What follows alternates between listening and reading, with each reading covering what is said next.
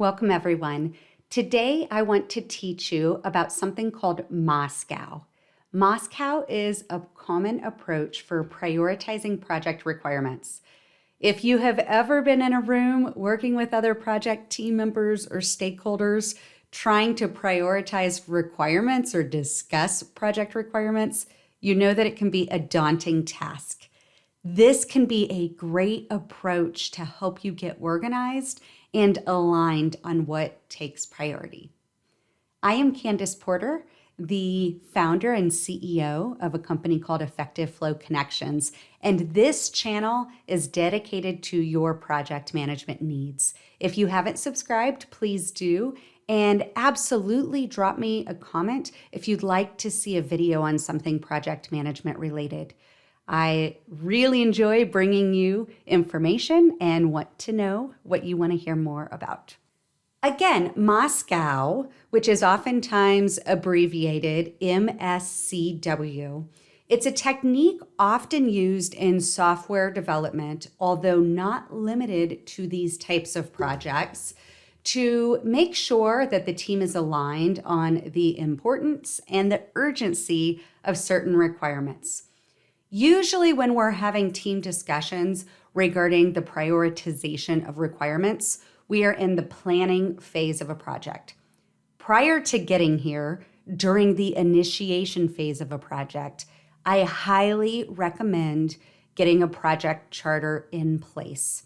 The project charter should outline, big picture, what's in scope of the project, what is out of scope of the project, some of the benefits of the project, and some of those must-have requirements. So the project charter should be an input into the planning phase prior to us using Moscow to really get into the detailed prioritization of the project requirements. By properly prioritizing and categorizing requirements, stakeholders and project teams can make informed decisions on really the level of effort and resourcing needs. So this really does fit together with how you're going to execute your project. It may be awesome to have a lot of bells and whistles in a project regarding some of the functionality and the features, but if we're doing that at the expense of meeting the core functionalities, our project is not going to be successful. So let's dig a little bit deeper here. When we are talking about Moscow, again, abbreviated MSCW, it stands for must have, should have, could have, and won't have. Our must have, these are our essential requirements. They are the non-negotiable, must have high priority functionalities. They should be at the top of our prioritization list. Our should have requirements are important, however, not critical for the core functionality of a project, or maybe it's not an essential deliverable. These are prioritized right after the must have requirements. As long as time and resources permit, and you're not really pressed on delivering, these should be included in what you deliver as the scope of your project. Our could have, these are the nice to haves. These are the bells and whistles that I referred to. They're desirable, however, they are not essential for the success of your project. Our won't have, these are excluded. So this is a clear line of we are not delivering these as part of our project. These are some of the items that may come up when you are creating the project charter as well in the initiation phase of the project. Someone will say, okay, is this included as part of the project? This is absolutely not in scope. We're going to list it as out of scope. That may also be a requirement that you list under the won't have to remind people that it had been discussed and that it's not going to be part of the project. It can be helpful to document these as well, because maybe you want to consider them for future projects, or maybe they're not included in your project because another project team is working on delivering them. So I think it can be helpful to continue to document and organize accordingly. Now, what I think of when I think of Moscow, I often think of agile project management delivery. So, agile is a project management approach that is based on delivering requirements iteratively and incrementally throughout the project lifecycle. So, sprints can vary in duration. And when you hear sprint, think of a time box. Ideally, it's over a 2-week period of time. And that is where a project team is doing the project work. However, it can range anywhere from 1 week to 4 weeks.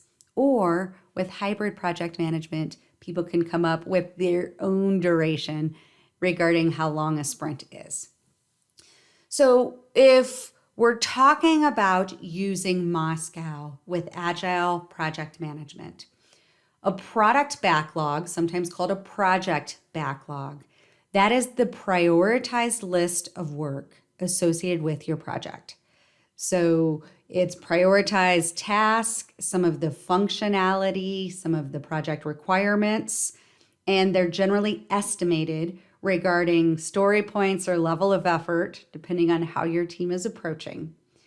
Now, Moscow's really going to help us because if we already know that they're a must-have item, it's going to be at the top of the list. And then a should-have item should be below that. And then a could-have item will be below that. And our won't-have items will not be listed in our product backlog. We pull from the top of the product backlog when we come up with our sprint backlog. Our sprint backlog basically says if we have a sprint and it's 2 weeks in duration and we have 5 project team members and all they're focused on during those 2 weeks is doing the work associated with the project, they are looking at the sprint backlog. That should be 2 weeks worth of work that can be accomplished by those 5 team members during the 2-week period. So you see, we've got our prioritized product backlog. We're pulling from there to get our sprint backlog. The team is actually doing the work during the sprint, and then they're delivering or maybe releasing something incremental to their project, depending on what the project is. This is a really great way to use Moscow because after a sprint, you also do a product backlog review with the product owner. And sometimes you need to reprioritize or add something new to the product backlog based on any of your customer feedback. And so when we talk about using Moscow, it may not be just one time where you do it during a planning phase of a project and then you're done. It's going to also be done iteratively throughout your project.